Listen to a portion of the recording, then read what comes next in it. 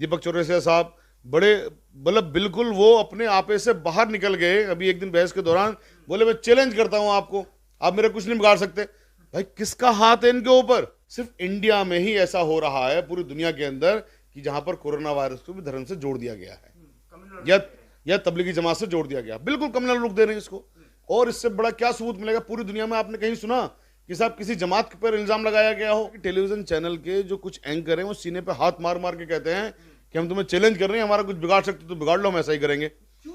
जबकि भारत सरकार की गाइडलाइंस है, केबल टेलीविजन नेटवर्क एक्ट है और उसके रूल्स हैं। वो ये कहते हैं, भारत सरकार ने अपने पोर्टल पर डाला हुआ है कि कोई भी रिपोर्टिंग आप धर्म के आधार पर नहीं कर सकते हैं, धर्म के आधार पर बांटने पर नहीं कर सकते हैं, आप कम्युनिटी को बांटने के लिए नहीं कर सकते हैं, और आप कोई भी रिपोर्टिंग ऐसी नहीं कर सकते इसमें वायलेंस पैदा हो या इंसाइट हो। अब ये जो वायलेंस पैदा हो रहे हैं, जो आप खुद कह रहे हैं, सब लोगों के सामने की बात है, उन्हीं रिपोर्टिंग की वजह से हो रही है। और क्यों नफरत भर गई?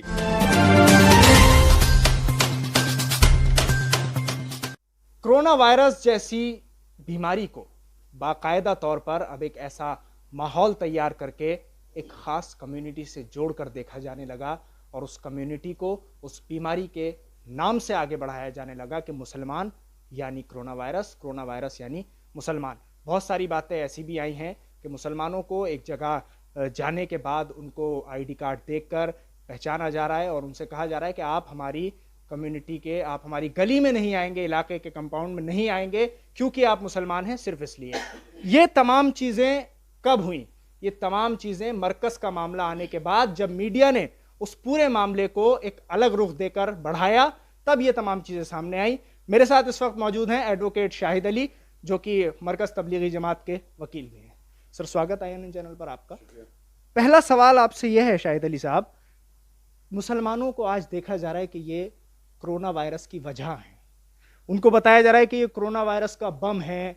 तबलीगी जमात का मामला सामने आने के बाद ये तमाम चीजें सामने आई हैं, क्या कहेंगे पूरे मामले? देखिए, जिस तरह से कोरोना वायरस वुहान में पैदा हुआ या चीन में पैदा हुआ, वहां से चला पूरी दुनिया में फैला। इंडिया भी अपवाद नहीं है उसका, इंडिया में भी वो आया और उसी जरिए से आया।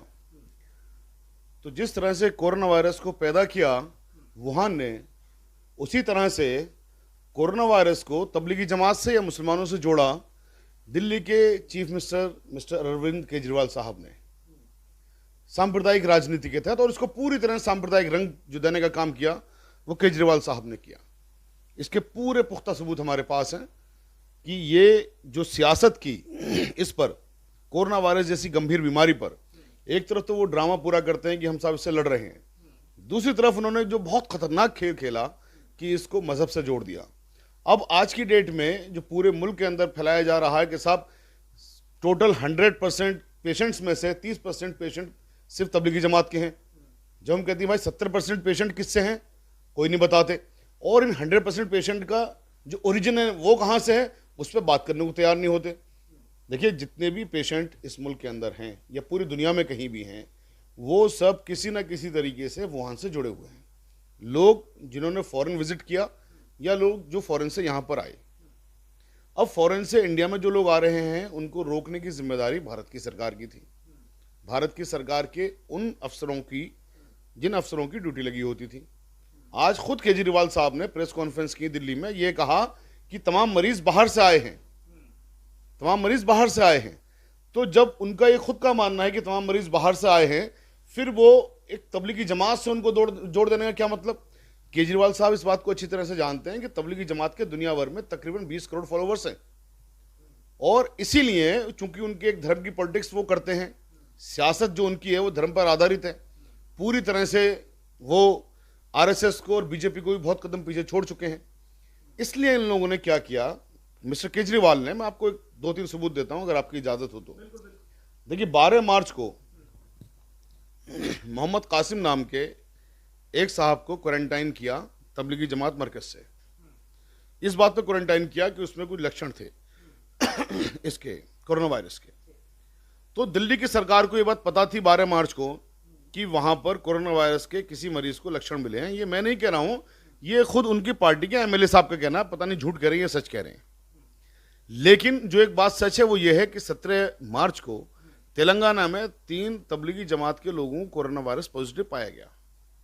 जब 17 तारीख को 3 कोरोना वायरस के पॉजिटिव पाए गए, तबलीगी जमात से जुड़े हुए थे, तो इसका क्या मतलब था कि यहां पर तबलीगी जमात में जितने भी लोग थे मरकज के अंदर, इन सबको वहां से निकालना था दिल्ली की सरकार ने। यह दिल्ली की सरकार की जिम्मेदारी थी। दिल्ली की सरकार ने अपनी वो जिम्मेदारी पूरी नहीं की, इनको निकाला नहीं, इनको क्वारंटाइन भी नहीं किया, इनको आइसोलेट भी नहीं किया यहां से, और इनको कोई दवा भी यानी कोई डॉक्टर भी इनको मुहैया नहीं करवाई। तो ये 3-4 चीजें दिल्ली की सरकार की फौरन बन जाती थी जब तेलंगाना में यहां पर 3 लोग मिले जो मरकज से गए थे, जिनको कोरोना वायरस पाया गया था। तो दिल्ली सरकार की जिम्मेदारी बन जाती थी कि यहां पर फौरन वो डॉक्टर की टीम भेजते, सब लोगों का चेकअप करवाते, सब लोगों को फौरन क्वारंटाइन करते, आइसोलेट करते और मरकज को खाली करवाते। ये ताकत दिल्ली सरकार के पास थी। दिल्ली सरकार ने इस ताकत का इस्तेमाल नहीं किया। क्यों नहीं किया? ताकि वो अपनी जो घृणात्मक पॉलिटिक्स है, जो उनकी धर्म आधारित पॉलिटिक्स है, या वो अपनी नाकामियों का ठीक रहा, या भारत सरकार के उन अफसरों की नाकामियों का ठीक रहा जिनकी वजह से कोरोना वायरस इंडिया के अंदर आया, तबलीगी जमात के ऊपर फोड़ सके। अब देखिए चेन ऑफ इवेंट्स क्या होते हैं।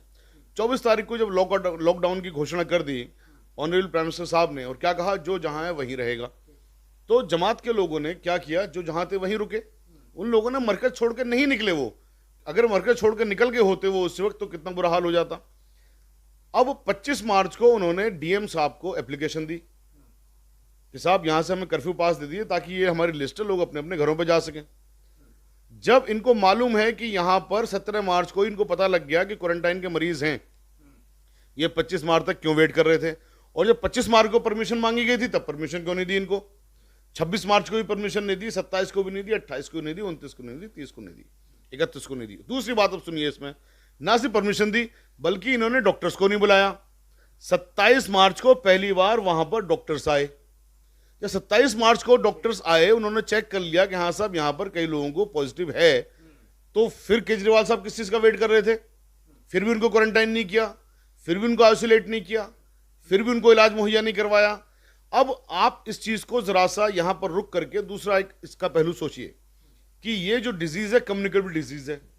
खुद केजरीवाल साहब ने आज कहा कि साहब एक आदमी वो जाने कितने लोगों को फैला देता है, और ये बात फैक्ट भी है। तो जब केजरीवाल साहब को ये था कि 17 मार्च को जो तेलंगाना में पेशेंट मिले हैं, जो मरकज से गए हैं, हो सकता है 2-3 लोग और उनसे पॉजिटिव हुए हों, तो उन लोगों को वहां से फौरन नहीं हटाने का क्या मकसद था? क्या केजरीवाल साहब ये चाहते थे कि ये जो चूंकि कम्युनिकेबल डिजीज है ये और लोगों को भी फैले जो मरकज के अंदर है, इसीलिए उन सबको वहां पर बंद करके रखा ताकि ये तमाम लोगों के अंदर जितने भी वहां मौजूद हैं सबके अंदर फैल जाए। तो बेसिकली इस डिजीज को अगर वो उस दिन 17 मार्च को एक आदमी के अंदर होगी तो 30 मार्च तक वहां पर जितने भी लोग हैं सबके अंदर पहुंचना है, सबके अंदर वो फैलना बहुत मुमकिन बात है, जिसके लिए इसके जिम्मेदार सिर्फ और सिर्फ केजरीवाल साहब हैं, जो उन्होंने इस घृणित पॉलिटिक्स के तहत किया जो धर्म के आधार पर ये लोग करते हैं। आप पूरी तरह से जिम्मेदार ठहरा रहे हैं दिल्ली सरकार को, अरविंद केजरीवाल को, कि ये तमाम चीजें इन्होंने की हैं। लेकिन एक तरफ अगर रुख डालते हैं देश के नेशनल मीडिया की तरफ, वो पूरा मीडिया इस चीज को बता रहा है और हर एक जन जन बच्चे तक ये बात पहुंचा रहा है कि कुल मिलाकर मौलाना साद इस पूरे मामले के जिम्मेदार हैं, अब वो फरार हैं, अब वो छुपे हुए हैं। पहला सवाल आपसे मेरा इस मुद्दे को लेकर यही है कि क्या वाकई मौलाना साद फरार हैं, वो छुपे हुए हैं? जैसा कि आप भी डिबेट पर जाते हैं, आपने भी बातें काफी बताई हैं वहां जाकर, सवाल वहां यही हो रहे हैं कि क्या मौलाना साद फरार हैं? वो आके क्यों नहीं कहते? अब तक तो उस चीज का आपको आंसर पता लग ही गया होगा, लोगों को भी मालूम है कि कोई फरार नहीं है, बेकार की बात है। जब 2-2 नोटिस का जवाब दे रहे हैं, नोटिस उनको मिल रहा है। देखिए सरकार की तरफ से या सरकारी संस्था की तरफ से, क्राइम ब्रांच की तरफ से अगर नोटिस मिल रहा है मौलाना साद साहब को, तो इसका मतलब यह है कि वो फरार तो नहीं हो सकते जब नोटिस उनको मिला है। नोटिस मिला है तो इसका मतलब उनको मिला है ना नोटिस, इसका जवाब भी दिया है, तो फरार कैसे हो गए वो? नोटिस मिला है, नोटिस का जवाब दिया है। लफ्ज फरार चूंकि एक आईपीसी का एक सेक्शन है या आईपीसी का एक लफ्ज है, एब्सकॉन्ड होना, फरार होना, कोर्ट को बहुत वक्त लगता है किसी को फरार घोषित करने में। कोई अगर उनकी प्रेजेंस वहां पर मांगी जा रही है, प्रेजेंस में नहीं आ रहे हैं, ठीक है, पुलिस उनकी प्रेजेंस चाहती है, नहीं आ रहे हैं, सम्मन जा रहे हैं, नहीं आ रहे हैं, ठीक है, तब जाके कोर्ट में एप्लीकेशन देकर उनको फरार घोषित करवाया जाता है, इनाम होता है, सारी चीज़ें होती हैं। हमारी मीडिया ने नोटिस मिलने के बाद और नोटिस के जवाब देने के बावजूद भी ये चलाया कि साहब मौलाना साहब फरार है। कितनी विचित्र बात है। क्योंकि अब मैंने आपको बताया ना, एक तरफ तो केजरीवाल साहब ने ये वाला एपिसोड किया कि ठीकरा फुड़वाया तबलीगी जमात के सर पे, दूसरी तरफ उन्होंने क्या किया कि फौरन एफआईआर के ऑर्डर करें दिल्ली पुलिस को कि दिल्ली पुलिस में एफआईआर करें। तो एक तरफ तो इन्होंने इस समस्या को जो बहुत आसानी से सॉल्व हो सकती थी, 17 तारीख को अगर क्वारंटाइन कर लेते या खाली करवा लेते मरकज, या वहां पर आप उसको इवैक्यूएट करवा लेते, ताले लगा देते मरकज के ऊपर सब लोगों को आइसोलेट करने के बाद में, तो बहुत मुमकिन था कि उस दिन वो बीमारी 2 या 3 या 5 10 लोगों को होती। लेकिन उस बीमारी को भयानक बनाया। फिर दूसरी तरफ दिल्ली पुलिस को ऑर्डर दिया गया एफआईआर करें, और एफआईआर करवाने के बाद में बहुत मुमकिन है कि ये केजरीवाल साहब के इशारे पर ही ये पूरी तरह से नैरेटिव चला मीडिया के अंदर, मीडिया में भी नैरेटिव चला उनके इशारे पर ही कि साहब अब देखिए ना, बहुत सबूत इस बात के भी हैं। जब दिल्ली सरकार का बुलेटिन निकल के आता है तो वो कहता है कि साहब इतने टोटल पेशेंट्स हैं जिसमें तबलीगी जमात के इतने हैं। आप क्यों बता रहे हैं तबलीगी जमात के इतने हैं, जबकि माइनॉरिटी कमीशन ने दिल्ली सरकार को ऑर्डर किया, आप नहीं बता सकते, फिर भी बता रहे हैं वो लोग। तो जो दिल्ली सरकार की संस्था है माइनॉरिटी कमीशन, वो ऑर्डर कर रही है, फिर भी आप बता रहे हैं, इसका मतलब ये घृणित पॉलिटिक्स आप कर रहे हैं। तो खास बता रहे हैं एक बीमारी को आप भयानक रूप दिलवा रहे हो, फिर आप एफआईआर करवा रहे हो, फिर आप उनको फरार घोषित कर रहे हो उसी मीडिया के जरिए, जो मीडिया आपके कहने पर बहुत कुछ करती है। हमने दिल्ली इलेक्शन भी देखा है, इसी मीडिया ने इनको हीरो बनाने का भी काम किया था केजरीवाल साहब को, और यही मीडिया फौरन, मुझे बड़ा ताज्जुब हुआ, मैंने और भी कई मीडिया ऐसे देखे जो बहुत स्वतंत्र अपनी रिपोर्टिंग करते थे, इस बार उन लोगों ने भी बिल्कुल मरकज को, जैसे कि इस कोरोना वायरस को वुहान में ना पैदा हुआ हो, मरकज ने पैदा किया हो, इस तरह से इस चीज को दिखाया गया। कितने अफसोस की बात है सर, बीमारी एक्ट ऑफ गॉड होती है, इसमें किसी का वश नहीं है। आज तक की रिपोर्ट ये है, और बाकी इन्वेस्टिगेशंस में आ जाएगा चाइना ने इसे अपने आप पैदा किया है या ये किसी वजह से पैदा हुई है, वो तो बात की बात है। लेकिन बीमारी जो पूरी दुनिया के अंदर फैली, अब अमेरिका के अंदर के तबलीगी जमात ने फैला दी, इटली के अंदर के तबलीगी जमात ने फैला दी। पूरे इटली में सिर्फ 5 मस्जिदें में हैं, सिर्फ 5 मस्जिदें हैं, उनमें भी नमाज पढ़ने की इजाजत नहीं है, तो वहां कैसे फैल गया? और इतने ज्यादा लोग वहां पर हलाक हुए हैं, अमेरिका के अंदर कितने ज्यादा लोग हलाक हुए हैं। तो ये जो चीज है सिर्फ इंडिया में ही ऐसा हो रहा है, पूरी दुनिया के अंदर, कि जहां पर कोरोना वायरस को भी धर्म से जोड़ दिया गया है या तबलीगी जमात से जोड़ दिया गया, बिल्कुल कम्युनल लुक दे रहे हैं इसको। और इससे बड़ा क्या सबूत मिलेगा पूरी दुनिया में? आपने कहीं सुना कि साहब किसी जमात पर इल्जाम लगाया गया हो कि साहब इस जमात ने कर दिया? अगर जमात ने कर दिया तो मैं सिर्फ सब लोगों से एक बात मैं करता हूं कि इटली में, जहां पूरे इटली में सिर्फ 5 मस्जिदें हैं, जहां इटली में उन मस्जिदों में भी नमाज पढ़ने की इजाजत नहीं है, जहां वहां पर कोई भी आपको कोई भी इस्लामी काम या त्योहार को मनाने की इजाजत नहीं है, उस जैसी जगह में भी कोरोना वायरस की वजह से जब हजारों लोग मरते हैं, तो वहां पे किसने फैला दिया? वहां वो विकट स्थिति हो गई, कैसे हो गई? ये असल बात यह है कि ये सरकारों की फेलियर है, सरकारों का फेलियर है। अब ये चूंकि हमारे मुल्क में इतना बड़ा और इतना बुरा सा माहौल बना हुआ है कि बाबा साहब ने तो इस देश को एकता के सूत्र में पिरोया, अनेकता में एकता का पाठ उन्होंने पढ़ा दिया, सूत्र में पिरो दिया जो संविधान है हमारा। लेकिन इन लोगों ने कोई कसर नहीं छोड़ी इस देश को बांटने में, और इस देश को बांटने का ये लोग काम कर रहे हैं। एक आखिरी सवाल करना चाहूँगा शायद अली साहब आपसे। हालात अब ऐसे बन रहे हैं, कुछ वीडियोस ऐसी भी सामने आ रही हैं, और उस मामले को भी पूरा जो जोड़ के देखा जा रहा है वो मरकज़ से ही जोड़ के देखा जा रहा है कि अब मुसलमानों को जो ये तमाम चीज़ों का नुकसान हो रहा है वो मरकज़ वाले मामले की ही वजह से हो रहा है। और जैसा आपने बताया कि मीडिया इसमें पूरा जिम्मेदार है, दिल्ली सरकार जिम्मेदार है, वो तमाम बातें अलग हैं, एक तरफ हैं। क्या ये वीडियोस जो सामने आ रहे हैं कि मुसलमान जिस इलाके में जा रहे हैं, जो सब्जी बेचने जा रहा है, उसका आई कार्ड चेक किया जा रहा है, पहले उसका नाम देखा जा रहा है कि इसका नाम मुस्लिम है, मोहम्मद लगा है इसके नाम के आगे, अली लगा है, तो इसको मारा भी जाएगा और इससे ये भी कहा जाएगा कि अब तुम हमारे इलाके में सब्जी बेचने नहीं आओगे। इस पर क्या कहेंगे? सिर्फ सब्जी वाली बात नहीं है सर, हमें इन्फॉर्मेशन यह है कि खुर्शीद नाम के लड़के की मोब लिंचिंग भी कर दी गई इसी आधार पर, और बहुत सारी जगहों पर ये सब चीज़ें हो रही हैं, एक दो नहीं बहुत सारी जगहों पर ये हो रही हैं। ठीक है, ये दरअसल जो भी कुछ हुआ, जैसे मैंने आपको बताया कि एक तरफ तो बीमारी को विकट बनाया, दूसरी तरफ कम्युनल इरादे से उसमें एफआईआर करवा के मीडिया के जरिए नैरेटिव फैलाया गया, और उस नैरेटिव के जरिए मुसलमानों के खिलाफ नफरत भर दी गई, और इस कदर नफरत भर दी गई, जैसा कि टेलीविज़न चैनल ने दिखाया, आपने खुद भी अभी बताया शुरू में, कोरोना बम, आतंकवादी हैं, तालिबानी सोच हैं। और मुझे बड़ा ताज्जुब होता है कि टेलीविज़न चैनल के जो कुछ एंकर हैं वो सीने पे हाथ मार मार के कहते हैं कि हम तुम्हें चैलेंज कर रहे हैं, हमारा कुछ बिगाड़ सकते तो बिगाड़ लो, हम ऐसा ही करेंगे। जबकि भारत सरकार की गाइडलाइंस है, केबल टेलीविज़न नेटवर्क एक्ट है और उसके रूल्स हैं, वो ये कहते हैं, भारत सरकार ने अपने पोर्टल पर डाला हुआ है कि कोई भी रिपोर्टिंग आप धर्म के आधार पर नहीं कर सकते हैं, धर्म के आधार पर बांटने पर नहीं कर सकते हैं, आप कम्युनिटी को बांटने के लिए नहीं कर सकते हैं, और आप कोई भी रिपोर्टिंग ऐसी नहीं कर सकते इसमें वायलेंस पैदा हो या इंसाइट हो। अब ये जो वायलेंस पैदा हो रहे हैं, जो आप खुद कह रहे हैं, सब लोगों के सामने की बात है, उन्हीं रिपोर्टिंग की वजह से हो रही है। और क्यों नफरत भर गई? और क्या चाहिए भारत सरकार को? क्यों इन टेलीविजन के लाइसेंस रद्द नहीं किए जा रहे हैं? बड़े ताज्जुब की बात है, उन टेलीविजन के लाइसेंस क्यों रद्द नहीं किए जा रहे हैं जो रात दिन सिर्फ नफरत भरने का काम कर रहे हैं?